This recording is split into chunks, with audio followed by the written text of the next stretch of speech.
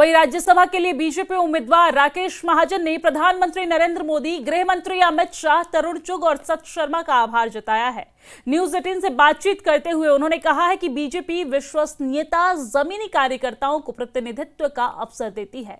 नामांकन का कल आखिरी दिन है और मैं व्यक्तिगत रूप से प्रत्येक विधायक से बात करूंगा और उन्हें बताऊंगा कि जम्मू कश्मीर के लिए मेरा रोड मैप क्या है। पूरा विश्वास है कि बीजेपी तीनों सीटों पर राज्यसभा चुनाव जीतेगी। और क्या कुछ कहा, सुनिए। बिल्कुल बिल्कुल। अब सबसे पहले तो जो हमारे जो नॉमिनेटेड कैंडिडेट है यहाँ से राकेश महाजन से उनसे बात करते हैं। महाजन जी, बहुत मुबारकबाद आपको। इससे पहले भी कई सारी जिम्मेदारियां, कई सारे पद है जो आपने संभाले हैं। एक्सपेक्टेड था कि आपका नाम आएगा सामने? देखिए, मैं धन्यवादी हूँ अपने राष्ट्रीय नेतृत्व का, आदरणीय प्रधानमंत्री नरेंद्र भाई मोदी जी का, अपने राष्ट्रीय अध्यक्ष जेपी नड्डा जी का, अमित शाह जी का, आदरणीय गृह मंत्री जी का, और खासकर मेरे जो राष्ट्रीय महामंत्री तरुण चुग जी हैं, जो प्रभारी भी हैं हमारे जम्मू कश्मीर के, मैं उनका आभार जताना चाहूँगा। और साथ ही साथ मेरे प्रदेश के प्रदेश अध्यक्ष सत शर्मा जी और मेरे संगठन महामंत्री जो समय समय पर मुझे गाइड करते रहे। मुझे पार्टी की विभिन्न जो भी जिम्मेवारियाँ मिली उनका मैं निष्ठापूर्वक आज तक उसका निर्वहन करता रहा। ये भारतीय जनता पार्टी है, किस वक्त किस कार्यकर्ता को किस जिम्मेवारी के साथ बांध दे, ये हमारी भारतीय जनता पार्टी का परंपरा रही है। मैं तमाम उन कार्यकर्ताओं से एक ही अपील करना चाहूँगा कि अगर मुझ जैसे एक छोटे से कार्यकर्ता को आज राज्यसभा जैसे उच्च पद के लिए मुझ जैसे एक छोटे से कार्यकर्ता का अगर नाम घोषित करते हैं तो ये भारतीय जनता पार्टी में ही संभव है।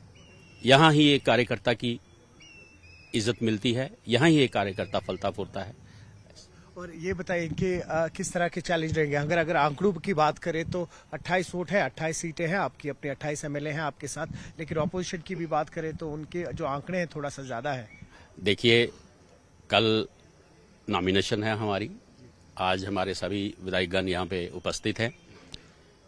कल नॉमिनेशन के बाद क्या पार्टी की स्ट्रेटजी बनती है, किस तरह से हम काम करते हैं, मेरा व्यक्तिगत यही रहेगा कि मैं सभी विधायकगण जो है उनसे के साथ बात करूंगा, अपनी भूमिका उनके सामने रखूंगा। मुझे पूर्ण उम्मीद है कि अच्छे मतों से हम तीनों के तीनों प्रत्याशी जो हैं राज्यसभा जाने में सफल होंगे। मुझे पूरी इसकी आशा है और पार्टी भी इसीलिए तीनों के तीनों हम जैसे छोटे से कार्यकर्ताओं को मैदान में उतारा है। मुझे उम्मीद है कि हम निराश नहीं होंगे। महाजन जी, बहुत शुक्रिया, आपने वक्त दिया। तो आपने देखा इस तरह लगातार इस वक्त भाजपा की मीटिंग्स चल रही हैं और अभी अभी आपने सुना कि कई सारे जो कैंडिडेट्स हैं, भाजपा ने अपने नाम भी सामने रखे हुए हैं, जिसमें एक बहुत बड़ा नाम आया है राकेश महाजन का। इससे पहले कई सारी जिम्मेदारियां निभाई हैं इन्होंने भाजपा के लिए।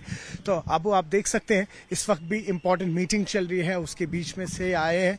और जो मीटिंग है आज, हालांकि पहले ये कहा गया था कि एक वर्कशॉप भी होगा क्योंकि अभी असेंबली सेशन आने वाला है, तो कई सारे फर्स्ट टाइम एमएलएज है जिनको एक प्रॉपर ट्रेनिंग दी जाएगी कि बिल किस तरह से टेबल की जाए है, अपना आर्गुमेंट किस तरह से पेश किया जाता है, 0 आवर का कॉन्सेप्ट क्या रहता है। लेकिन वही आज वो मीटिंग पोस्टपोन हुई है और अभी जो आज ये तमाम 28 एमएलएज यहाँ पर पहुंचे हैं, जो 24 तारीख को इलेक्शन होने वाले हैं राज्यसभा के, उसमें वोटिंग होगी, उस रणनीति को डिसाइड करने के लिए आज तमाम एमएलएज यहाँ इस वक्त भाजपा के मौजूद हैं। और साथ ही पार्टी के जो तमाम सीनियर लीडर्स है, लीडर ऑफ ऑपोजिशन है यहाँ पे सुनील शर्मा, साथ ही साथ अशोक कौल भी है, जनरल सेक्रेटरी ऑर्गेनाइजेशन के। तो एक माहौल बन रहा है इस वक्त ओवरऑल। और जिस वक्त हम अभी बात कर रहे हैं, साथ ही साथ इस वक्त कांग्रेस की मीटिंग भी चल रही है और नेशनल कॉन्फ्रेंस की भी मीटिंग चल रही है। जी अबू।